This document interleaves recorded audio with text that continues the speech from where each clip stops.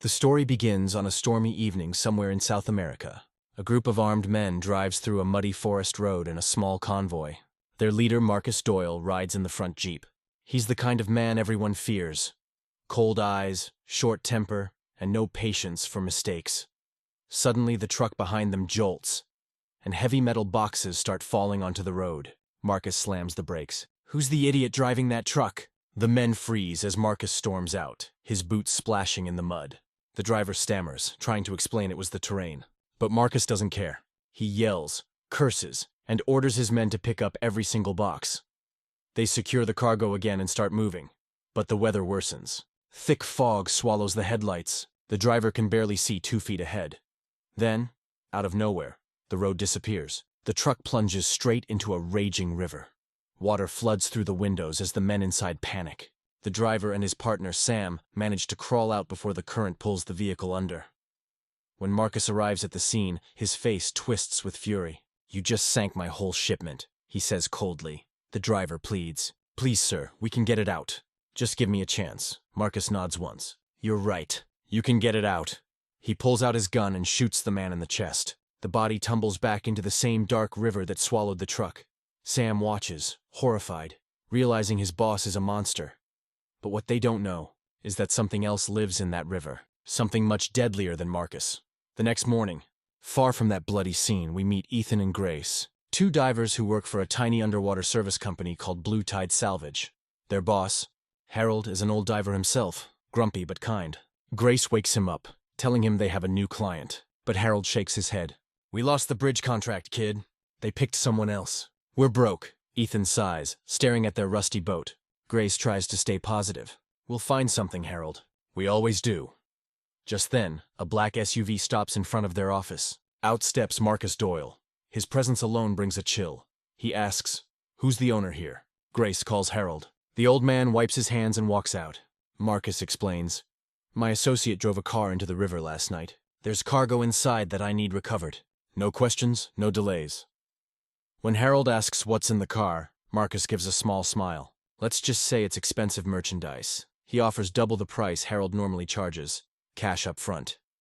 Harold looks at the money. For a struggling business, it's a miracle. He accepts, even though Grace feels uneasy.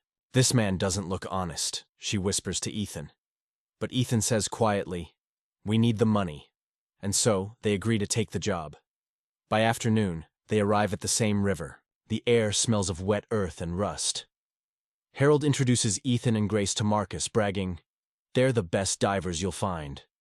Marcus glances at them like they're insects. "They better be. I'm paying a fortune." Ethan, confident but humble, says, "Don't worry, sir. I've been diving since I could walk." But what none of them realize is that Marcus's plan isn't just to get his cargo back. Once he does, he intends to kill everyone who helped him. Ethan and Grace dive into the water. It's dark, cloudy, and cold. Broken branches and junk litter the bottom. Visibility is nearly zero. Grace keeps her flashlight steady, while Ethan guides the rope.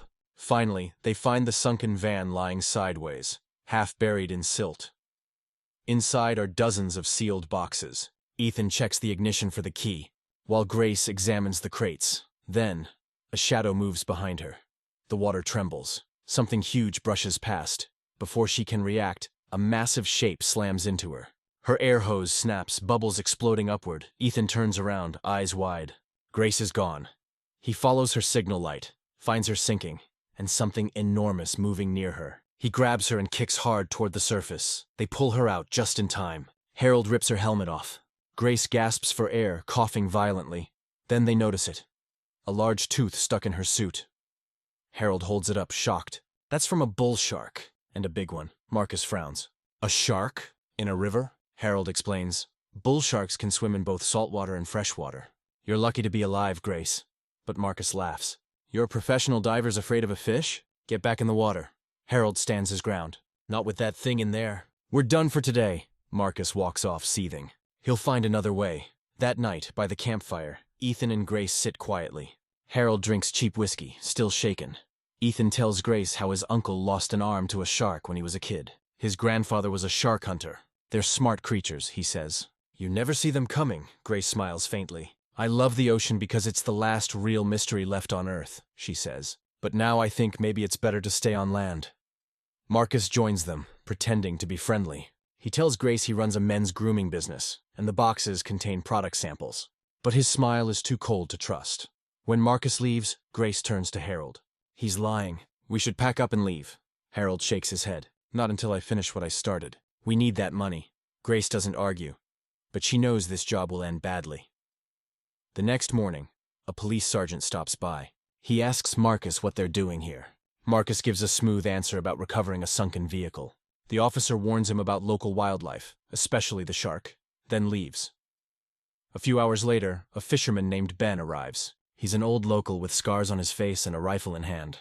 I heard you've got a river monster problem, he says. Marcus offers him a bonus if he kills the shark by lunchtime. Ben agrees and asks for 2 helpers.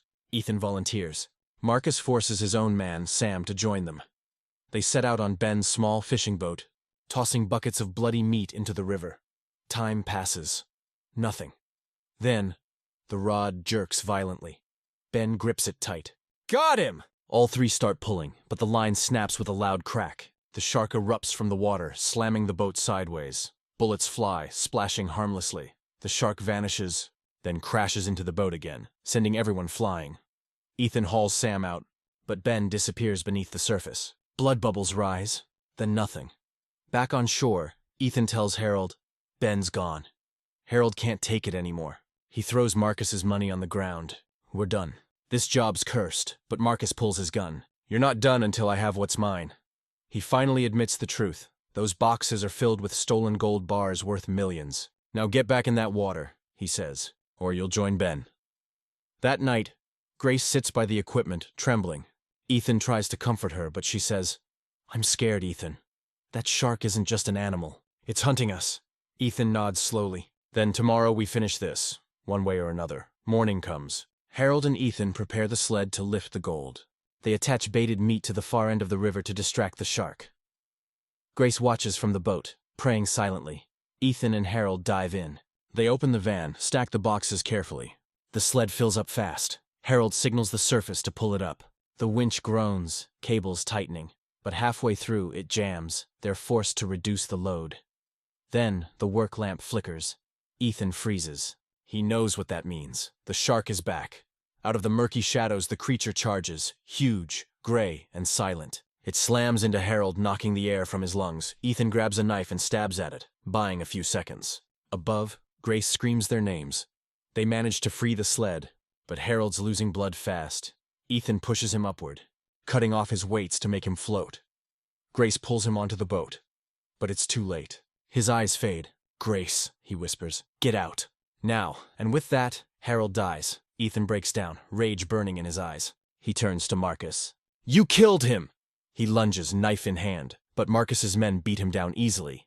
Grace cries out, if you kill him, who'll get the rest of your gold? Marcus stops, smirks, and says, you've got a point. Tomorrow morning, both of you go back down. He has them tied up for the night. Next morning, Marcus wakes them at gunpoint. Decide who's diving today. Grace and Ethan both volunteer, but Marcus chooses Grace. He grabs her chin roughly. Bring everything up and maybe you live. Ethan helps her suit up. His voice shakes. You've got this, Grace. Be stronger than that shark. She dives in.